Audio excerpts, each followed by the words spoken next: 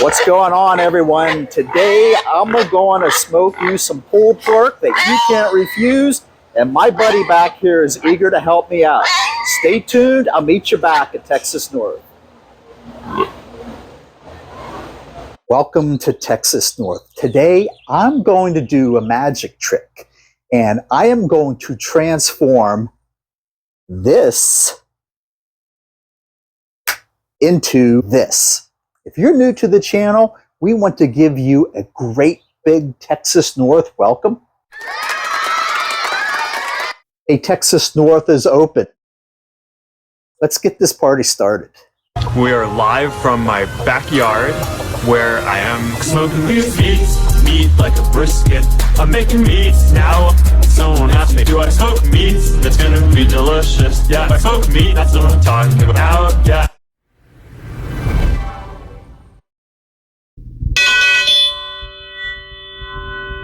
So today we're talking about smoking a pork butt, and that will result in pulled pork. An average size pork butt in the neighborhood of 7 to 11 pounds. Ours is a little bit over 10 pounds today.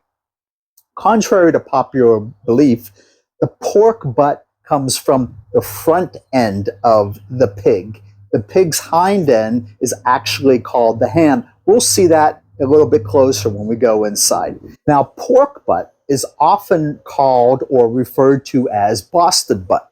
Just a little bit of history on the name of Boston butt. And if you believe what the internet says, it came from shipping practices. And back in the colonial days, New England butchers took less prized cuts of pork and packed them into barrels and then shipped them off. And the barrels were called butts. And that's how it became known as a New England specialty, or otherwise known as the Boston butt. So that's where we get the name Boston butt.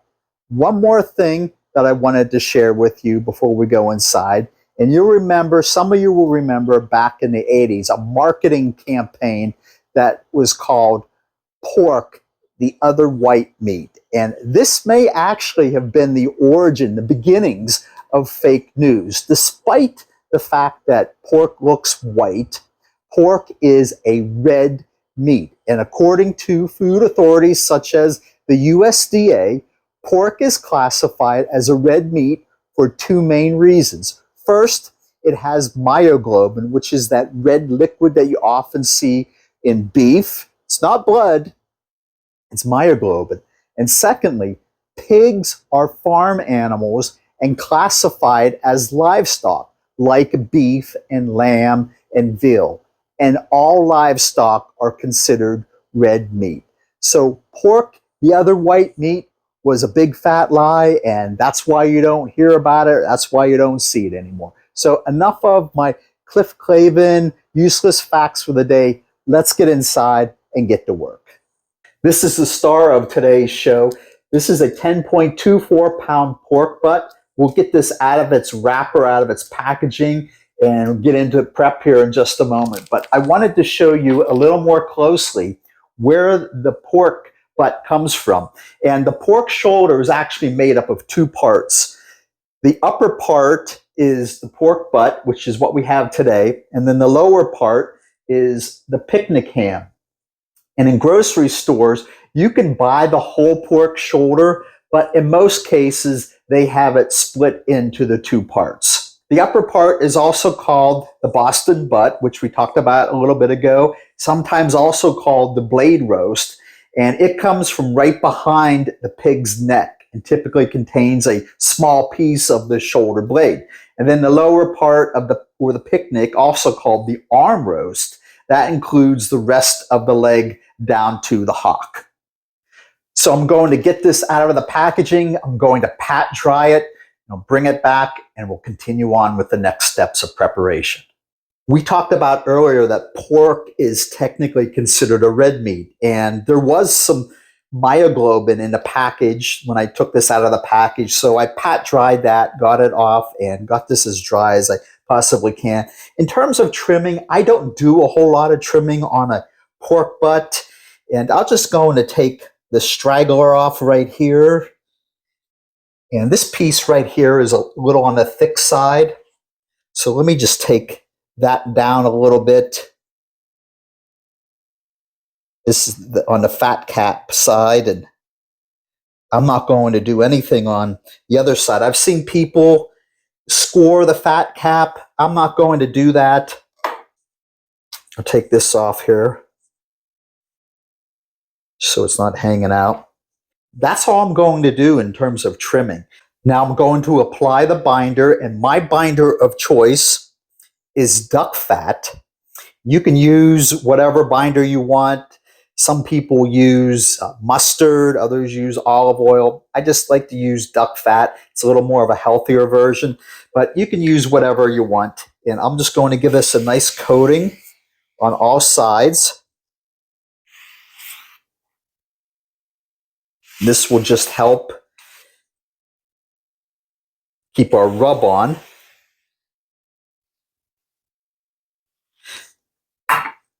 And the rub that I'm going to use is my homemade all-purpose rub. I did a special video just on this rub. You'll have to check that out.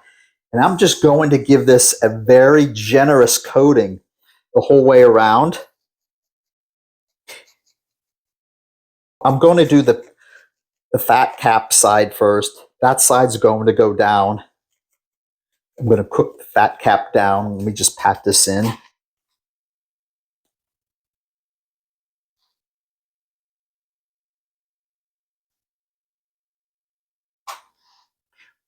And right here you can see where the bone is located. And I like to cook my meats on a cooling rack for a couple of reasons. It gives me a clean surface to put the meat on. I don't have to worry about the grates out there being dirty.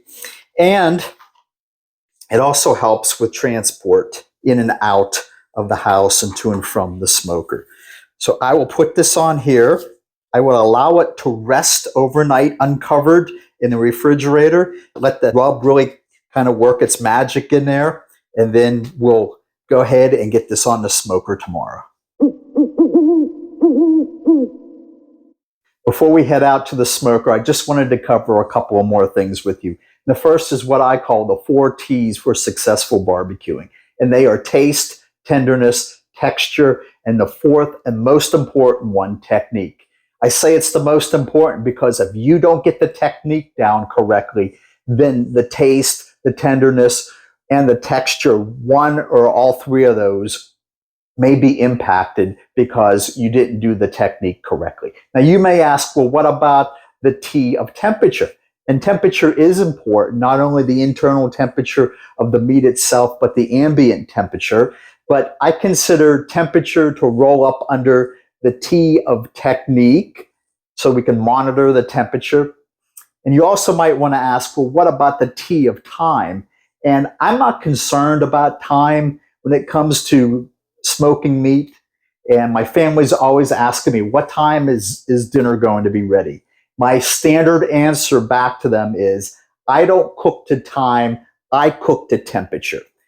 The meat is going to be done when the meat is done. There's no set pattern or standard for how a particular cut of meat is going to take, how long it's going to take to cook. You may have 3 pork butts all the exact same weight, and one may take 6 hours, one may take 8 hours. It all just depends. So using time is never a good gauge. If you're making a lasagna in the oven, yep, then you can use time. But in terms of using time to gauge whether your meat is done, I would never recommend it. The second thing I want to share with you is the tool that I'm going to use to help me manage and monitor the cook. And this is my cook log. I keep my different sheets for every time that I smoke meat. I have a separate sheet, and we'll go over that sheet in detail here in just a moment. But I keep all the sheets in this 3-ring binder so that when I go to cook, let's say, pulled pork again in a few months or whatever it is, I can pull out the sheet, remind myself of everything that I did for preparing the meat, what the temperatures were outside, and maybe any adjustments that I need to make. So this is my cook log. Let's get into a more of a bird's eye view of today's cook sheet. Here's a close-up of the cook log sheet. And you can see on the left-hand side, I have it broken down into a few different main categories. The pre-cook categories right here, and then the in-cook categories, and then the post-cook and a couple of other categories. We'll go over those in just a moment. Here is the plan for today. I'm going to be using the Pit Boss smoker, and the meat that I purchased was from Kroger. It was fresh, using the all-purpose rub and the duck fat binder. I'm going to be using the post oak for my wood today. I'm going to have a homemade all-purpose sauce, and we'll get into that in a little bit. Also, I'm going to utilize a water pan. Down here in the in-cook stage, I will record what the start time was, and if I wrapped it, and what the end time was, and also what the total cook time was. I'm looking to smoke this at around 260 degrees and take it off at 200 degrees and get it to a final internal temperature of 203 degrees. I'll also record the times that I spritz today. And then at the end, the rest time, which would be the start time as well as the end time. And we'll also record what the temperature was outside and what the weather conditions were, if it was windy or if it was rainy or anything like that. And then any final comments that I can use for next time to make any adjustments and any kind of changes that I need to make for the next time I do the cook. So enough talking by me. Let's get this pork butt out there and get going. The smoker is up to temperature, so the last thing we need to do before we put the meat on is to get our smoker box fired up. And this is the smoker box here. This is a Diamond King smoker. It's a 6-inch by 12-inch size. It comes in a 6x6 as well. This is a game changer when it comes to pellet grills. This smoke box is going to give you stick burner, offset smoker type quality of smoke. And the way it works is you have this stainless steel smoker box. Inside I have an airflow cage with some fire starters. Then I have some lump charcoal in there. I'm going to fire this up. And we're going to let this lump charcoal ignite. Let it ash over just a little bit. And then we're going to come back and we're going to put our post oak mini split on. So we'll give this just a few minutes. Nice fire is going now. The lump charcoal is ashing over. So let's go ahead and put on our post oak mini split. And I get these at Woodchuck Firewood. Andy is the person that runs that company, and he can get you any kind of wood. I just like to use the post oak. You can see I have a nice mini split here. We'll go ahead and put this on. Let it catch. I'm just going to give it a little jump start with the torch here as well. And I promise you, when this goes into the smoker, you're going to see some beautiful post oak smoke generating. Again, this is a game changer for pellet grills. I highly recommend you spend the $50 to get yourself a smoker box. It does take up a little bit of room, but if you're only smoking one meat at a time, which is what I do, then it's not a big deal. So let's go ahead and let this catch, and then we'll get over to the smoker. It's a nice cool morning here at Texas North. I have the pork butt on, I have the probes in, and you'll notice that here's the bone right here, so you want to keep your probe away from the bone and as close to the center as possible. And over here, I have my smoke box going. I'll put that lid back on when I'm getting ready to shut the main lid here. All that I have to do now is fill up the water pan. Remember, we want to have nice hot water in the water pan. This will just help with the moisture inside the chamber. We may have to refill that a little bit later. And then from this point forward, we will just monitor things throughout the cook. we will spritz with apple cider vinegar to help with the moisture and to help with the bark formation. We'll be checking in. We'll see you in a little bit. We are 4 hours into this cook. Let's go ahead and check and see how things are coming along. You can see that things are progressing very well. We have a nice brownish, goldish brown color going on, mahogany, if you will. I am going to go ahead and give this a spritz just to help keep this moist. The bark's coming along very nicely. And over here, let's go ahead and feed our firebox. A couple more pieces of post oak wood chunks. Feed the fire, literally.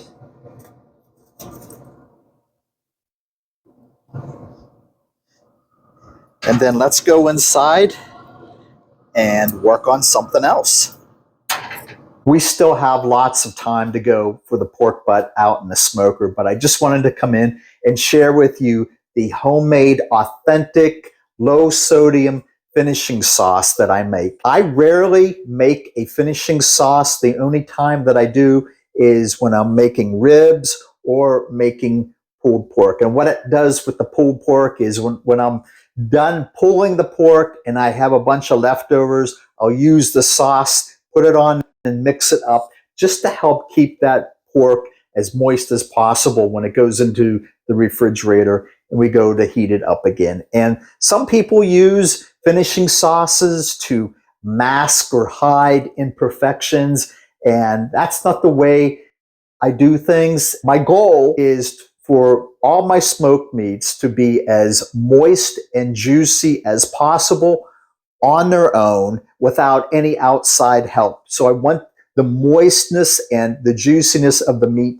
to speak for itself and not have any outside help like with a finishing sauce. So what I'm going to do now is introduce the ingredients for this sauce, get them mixed up, then we'll get them on the stove and heat it up. We'll start off with 3.5 cups of Heinz tomato ketchup. And Heinz, because there is only one kind of ketchup, and that is Heinz. A shout out to my friends in the Berg and Pittsburgh.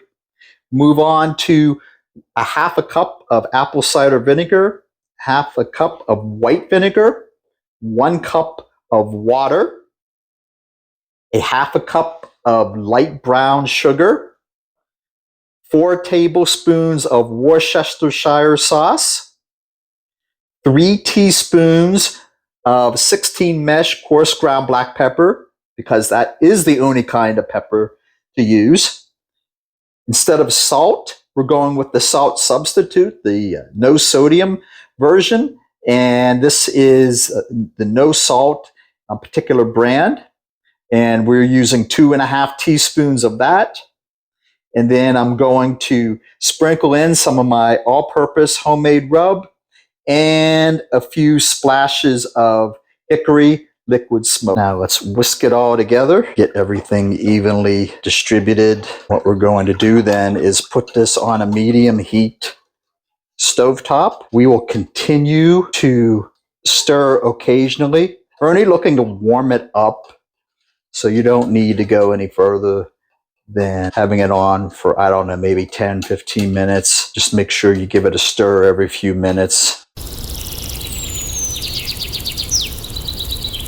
We're at 129 degrees internal temperature right now. Just want to check in and see how things are doing. Things are progressing very well. I'm liking the bark on there. So what I'm going to do is give this another spritz, and then I am going to lightly tent the roast with some aluminum foil just to protect that bark and that it doesn't get burnt or too hard. So we still have about 70 or so degrees to go before we're able to take this off. My meat probe finally went off. I put this on at 8:15 this morning. It is now 9:40 in the evening. So this has cooked for almost 13.5 hours. What I'll do is just give this one final double check to 201. I wanted to take it to about 200 to 203, 202, going in nice and easily. So we will take this off. We're going to let it rest for 30 minutes. And then we're going to get to pulling it and using my secret weapon. I'll see you inside. The pork butt rested for 30 minutes, allowing those muscles to relax and those juices to come back in. You can see the bone sticking out here. What I'm going to do is I'm going to move into the pulling portion stage here. And there's actually going to be a couple of stages until I get to the actual end here. So what I'm going to do first is just pull this apart by hand, and I have some extra insulated gloves because this is still really hot. And you can see this is pulling apart pretty nicely. Here's the bone. It just pulled right out. And you can see the steam here. It's still pretty hot. So I'm just going to pull this by hand here into nice chunks. Really happy with the bark. Turned out really nice. It looks juicy. Can't wait to take a bite of this. Now the next thing that I'm going to do is take my choppers here. I have two of them. And I'm just going to chop some of this up into sections, by sections.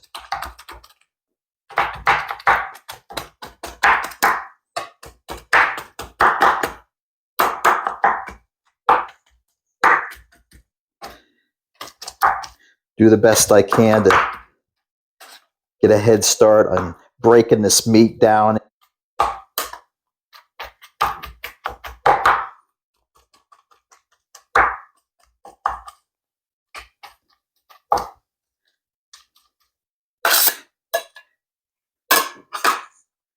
And now I want to introduce you to my secret weapon that I use when I'm pulling pork. And it is the Porkinator. Actually, this is a generic version of the Porkinator. There's actually a name brand that's called Porkinator, but I bought the generic version. And it attaches to a power drill. And what it's going to do is I'm going to put this into a food grade bucket, and we are going to break this down even further. It's going to be moving at a quick rate, and it'll just make things happen a lot faster and a lot easier than doing it by hand. So we'll move into that next stage right now. I mentioned this is a food grade bucket. You can see that right here. I got it at Home Depot, about $5. So let's go ahead and use the Porkinator here, and I'll show you how it works.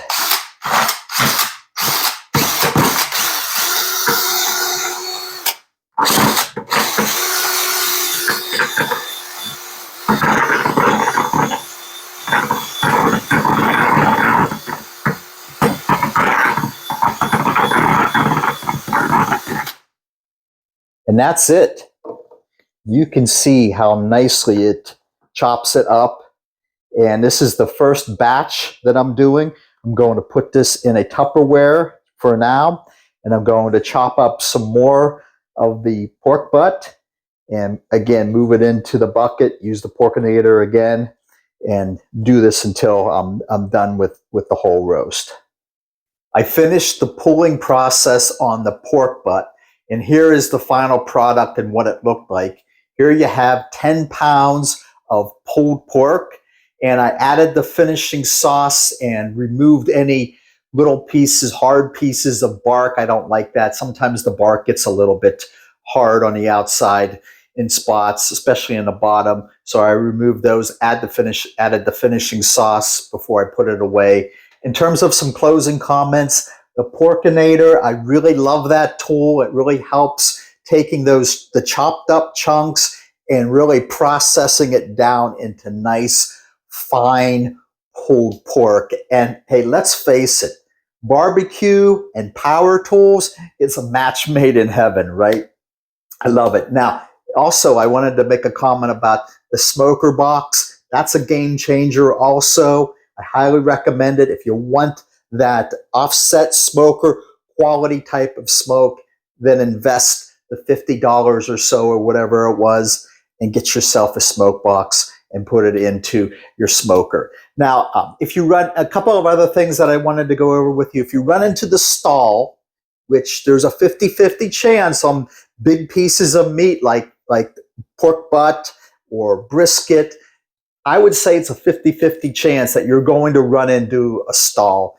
And that usually happens in the 160 to 170 degree internal temperature. And a couple of things that you can do there, you can either wrap it and let it wrap the meat either in aluminum foil or butcher paper, or if you have the time, just power through it. Don't do anything, just power through it, and it will eventually pull itself out of the stall. But that is going to take, you're going to have some patience there. So if you have the time and don't want to wrap, then just go ahead and let nature take its course, and it will work itself out of the stall.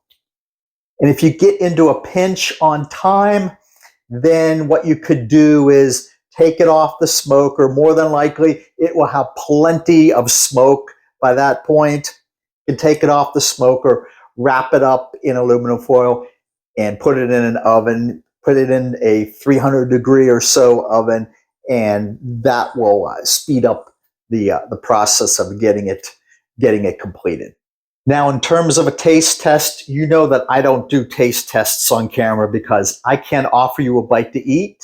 So I want to be polite and not eat in front of you. I did my own taste test off to the side before I put that finishing sauce in there. Again, you know I don't like to use a finishing sauce, but I find it is helpful when to keep that moisture up when you go to put the pulled pork into the refrigerator for leftovers. But I did my own taste test. I was really happy with the taste, the tenderness, and the texture. Remember the 4 T's, because I think the technique went really well so that the taste, the tenderness, and the texture turned out really good. And I would encourage you to try and follow the technique that I outlined in today's video. I think you'll be happy with the final product.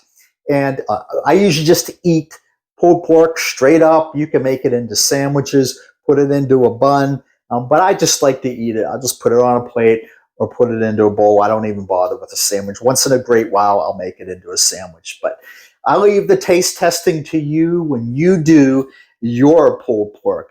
But I am going to give this the Grill Father Johnny Al stamp of approval.